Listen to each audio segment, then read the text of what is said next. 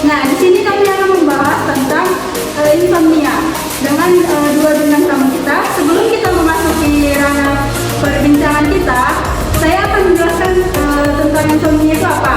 Di zaman sekarang, terutama pada remaja sekarang, insomnia itu sering sekali terjadi dan dialami oleh remaja. Nah, maka dari itu kita akan membahas itu secara tuntas oleh dua narasumber kita yang telah hadir di sini. Nah, di sini saya akan memperkenalkan dua narasumber kita yang telah hadir bersama saya di sini, yaitu Kakak Cecilia dan Kakak Melati. Nah, baik.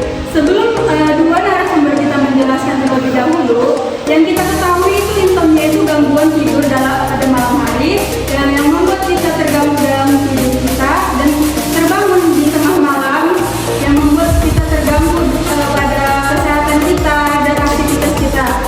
Nah, dari itu kita akan dijelaskan oleh dua narasumber kita dengan jelas.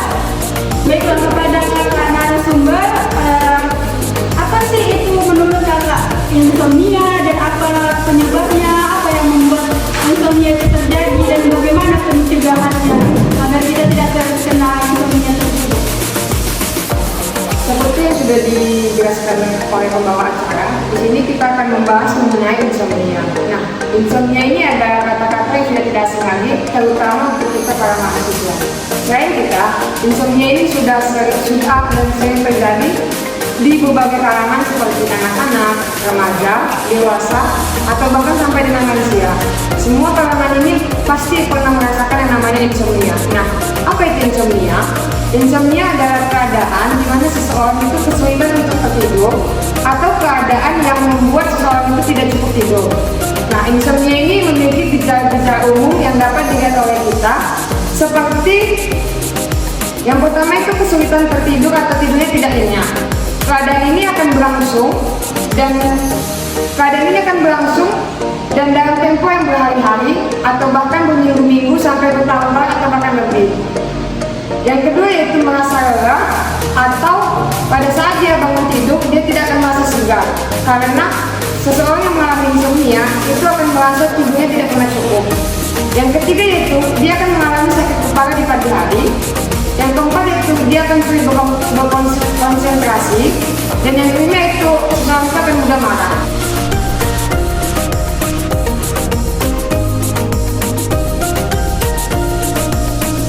Nah, seperti yang kita lihat pada tampilannya tadi, bahwa tentunya insomnia ini disebabkan oleh beberapa faktor. Yang pertama yaitu adanya perubahan zona waktu.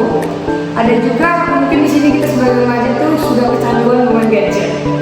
Ada juga stres, alkohol, rokok, dan kafein, memakan makanan berat yang berlebihan, obat-obatan, serta beberapa faktor lingkungan. Seperti itu mungkin faktor lingkungan ini adanya lingkungan kamar atau lingkungan kos yang membuat keadaan kita tidak nyaman tidur dengan cukup. Nah, ada pun langkah-langkah simpel atau sederhana yang bisa kita lakukan untuk mengurangi atau mengatasi yang namanya insomnia. Yaitu yang pertama, bisa dimulai dengan mengurangi tidur pada siang hari. Lalu, mengurangi memakan makanan berat pada malam hari, menjauhi minuman yang mengandung kadar kafein, alkohol, serta rokok, tidak menggunakan gadget sebelum tidur, melakukan senam ringan dengan misalnya waktu 3-4 jam, mengamalkan waktu tidur dengan cukup dan mengusahakan bangun tepat waktu, serta memastikan keadaan tempat tidur atau suasana tidur kita dengan nyaman. Nah, apabila hal-hal yang tadi masih belum bisa mengatasi insomnia, mungkin bisa dibantu dengan mengkonsumsi obat-obatan. Nah, jadi lihat bahwa ini adalah obat-obat yang bisa digunakan untuk mengatasi insomnia. Yang pertama itu dengan obat tunggal, yaitu dengan golongan obat benzodiazepin. Contohnya itu ada alprazolam, lorazepam, dan diazepam. Bisa juga dengan mengkombinasikan dua obat, yaitu obat fluoxetine HCl dengan amitriptyline HCl.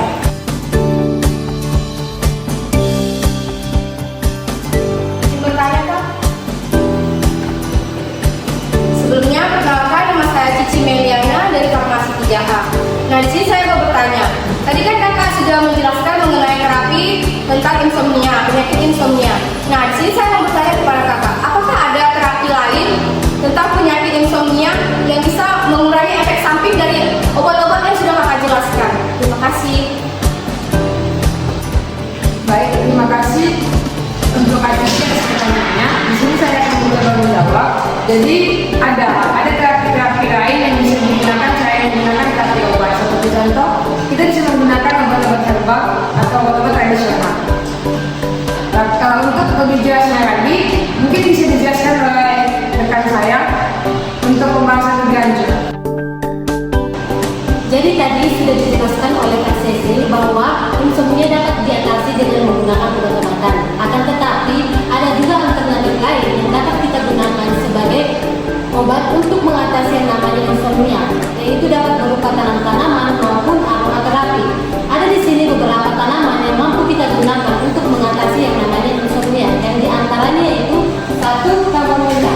Chamomilla ini merupakan tanaman yang berasal dari Monsteraceae dengan nama Latin Monsteraceae chamomilla, yaitu merupakan tanaman yang dapat kita gunakan sebagai obat untuk insomnia.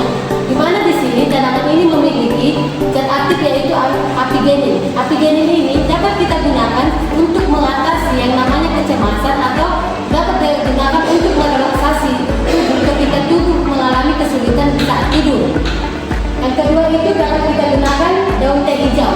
Daun teh hijau ini dapat digunakan untuk mengatasi insomnia, di mana di sini tanaman hijau ini memiliki metabolit yaitu L-theanine. L-theanine ini dapat kita gunakan untuk membantu mengurangi stres yang terjadi ketika tubuh kita tidak mampu untuk tertidur, dan dapat juga meningkatkan relaksasi otot pada tubuh supaya tubuh kita mampu berrelaksasi dan dapat melakukan tidur dengan cukup.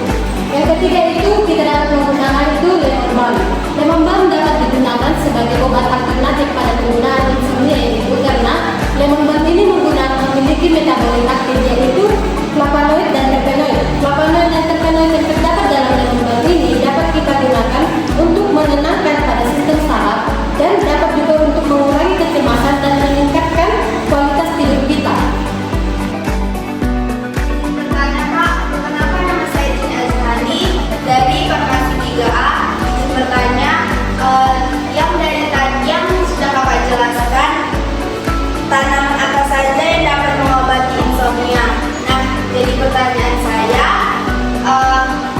dari tanaman-tanaman yang kakak sebut, bagian mana saja yang pada tumbuhan tersebut yang dapat digunakan dan bagaimana cara pengolahannya? Terima kasih ya, Kak.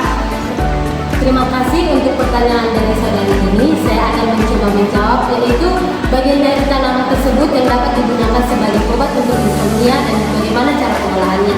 Di mana di sini tadi kita menerangkan bahwa ada 3 tanaman yang dapat kita gunakan untuk mengatasi yang namanya insomnia. Yang pertama itu tadi kan chamomile. Chamomile itu dapat kita gunakan yaitu bunganya. Bunganya itu dapat kita gunakan sebagai rebusan atau seduhan teh. Yang kedua itu kita dapat menggunakan tadi kan teh hijau. Teh hijau yang dapat kita gunakan bagiannya itu yaitu daunnya. Daun yang kita gunakan itu daunnya yang sudah hijau, daun tua.